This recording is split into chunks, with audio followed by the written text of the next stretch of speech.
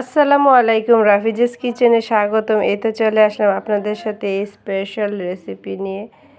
ঈদ মানে স্পেশাল, আর ঈদ মানে স্পেশাল খাবারে, সেই স্পেশাল দিনে স্পেশাল খাবার রেসিপি নিয়ে চলে আসলাম। ঘিয়ের ভাজা জর্দার সেমাই।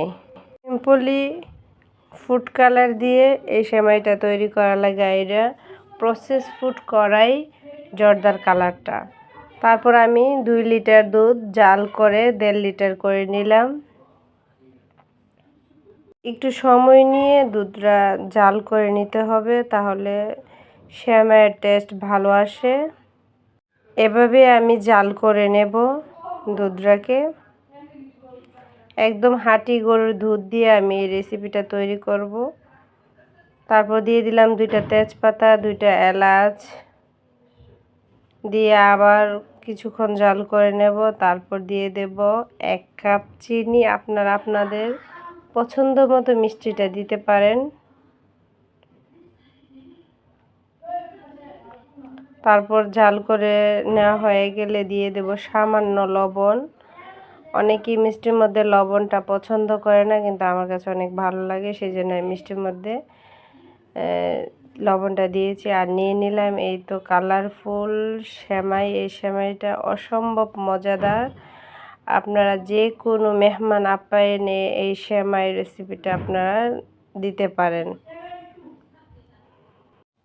তারপর আমি সেমাই দেওয়ার জন্য আধা ঘন্টার মতো ফ্যানের নিচে দুধটাকে অনেকটা ঠান্ডা করে নিয়েছি। সামান্য পরিমাণে গরম থাকবে, হাতের মধ্যে দিলে যে গরমটা সহ্য হবে না, সেই ধরনের গরমটাই রাখতে হবে।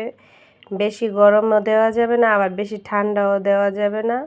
তো এভাবে আমি একদম নর্মাল গরম রেখে আমি এই রেসিপিটা করতে হবে। বেশি গরমে দিলে সেমাইটা একদম সফট একবারে গলে যাবে, সেই জন্য সেমাইটাকে একদম নর্মাল গরম রেখে আপনার দিতে হবে। এই তো আমি সেমাইটা দিয়ে তারপর নাড়াচাড়া করে নিচ্ছি। দেখেন, যেহেতু এত গরম না, সেই জন্য আমি নাড়াচাড়া করে নিতে পারতেছি।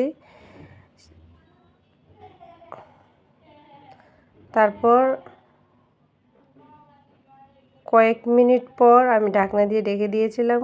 কয়েক মিনিট পর তারপর দিয়ে দিলাম কাজু বাদাম, কাঠবাদাম, কিশমিশ, চীনাবাদাম। ঘিয়ের মধ্যে ভেজে নিয়েছি। এই তো হয়ে গেল আমার মজাদার ঘিয়ের ভাজা সেমাই বা কালারফুল জর্দার সেমাই।